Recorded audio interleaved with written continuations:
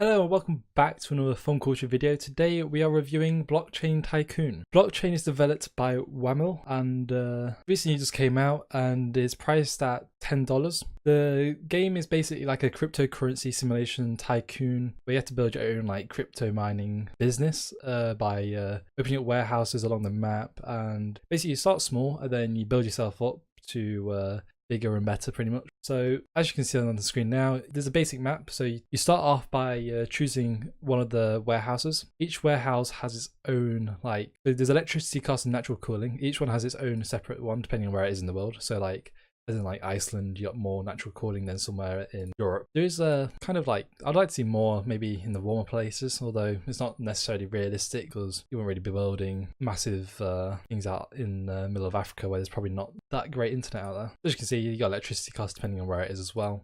All the prices are quite a like a realistic sort of rate. The warehouses I found were a bit expensive, and I also found that I feel like really they should, the more you open up, the more expensive the next one you should get is. So it's more like progression base. As you can see now on the screen, there is a full warehouse that I've done pretty much. Everything in here is fully upgraded. So starting off, you have to build a shelf. So these are the shelves at the moment. I'd like to see more probably variation in what you can do with the shelves, maybe like bigger units or something slightly different. So you build like, let's say, a deluxe shelf, you click on it, you place it down in one of these slots.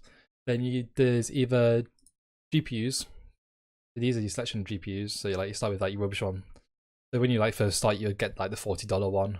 Then you'll eventually like move all the way up to the nice and expensive ones, which will have quite realistic like hash rates, like how much power they use, prices. After that, then you progress on to AC. As you can see, these are all like pretty much more expensive than GPUs, and they on average they have higher hash rates. These are like sort of like the end game sort of things you unlock. So that's quite good. So the main two like resources in this game are power and cooling. So at the moment there's only two power things you can get. I'd like to see something like maybe some wind turbines, especially in like when you go to like Iceland, there could be like geothermic generators and stuff like that. Then cooling is just like your aircon units pretty much. There's not much choice in that. I don't know how you could really do anything different with that, to be honest. So we've just done all that. You build yourself a unit, but at the start, not all of these are available to you. Some of the GPUs aren't available to you. So there's research. For me, I got through the research way too fast, as the profit you make to highlight then like compared to like hiring an expert is really like not balanced. I don't think I got through this like in like the first like 10 minutes. Really, it wasn't really that challenging, and as you can see now, it's like gets a bit ridiculous towards like the end of the game. So the next along is you get like your messages on there. Like, so like you're paying your bill and your energy and stuff like that. This page is where you can get loans. I'd never actually used a loan. I don't know if it's because I wasn't on the hardest difficulty when I played this, but yeah, I didn't feel like that I needed to do that. I automatically just got way out of that zone. If I was going to use a loan, they need to be a lot bigger. Like 30k for like a loan is literally nothing. Like you need something that's like 500k probably plus that. Then you have your exchanging area. So this you can either buy and then you can sell. So I never actually bought any.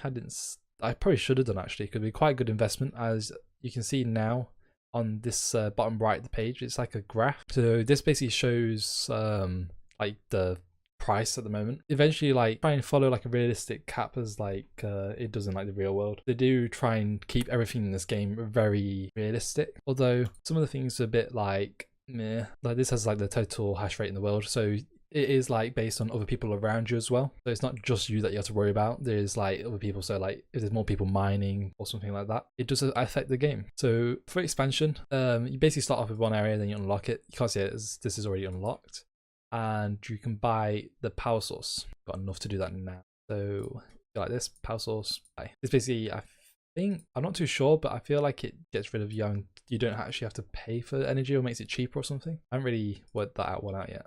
There's no like description of what it does, so that's something that they could add. Not very friendly, that is. They could add descriptions on the labels. But that's about it for the game so far. I'll back out into the main menu. The game is still in early access as well, just to put that out there. They are adding multiple coins, so that is like the kind of like Litecoin. I'm not too into cryptocurrency. I have a basic idea, but I think that just means that you can so it's like different coins and different ones have different rates, and I could see that being quite interesting. If they do it randomly, it could be quite tedious, but I could imagine if they're having different coins and you have to like buy different GPUs for different things, and like different things have like optimizations, it could be quite to keep going, and especially when like you get towards like not end game, but like that mid game where like you've got everything built, but then if like the coin that you built up for like crashes, it could like fully like screw you over, which is I quite like the idea of that, and it could be quite like a tense thing to go through.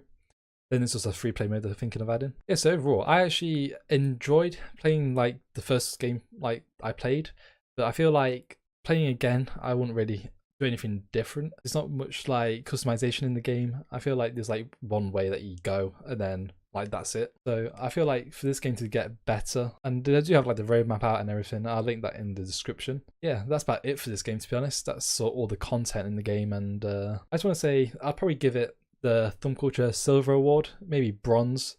I feel like if I put it at Bronze, I feel like once they have fixed all their like issues and added a bit more of the customization into the game that they're planning on to, I feel like it will move up to a Silver, because it has got that $10 price tag. That's probably keeping it down at the Bronze, because I don't think at this point in time that there's enough content in this game to be valued at $10. But that is it for this video. I hope you enjoyed it.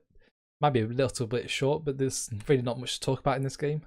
I'll be back tomorrow, probably at 8 PM. I'll probably got a review out on a new game that we got from one of our Steam creator things.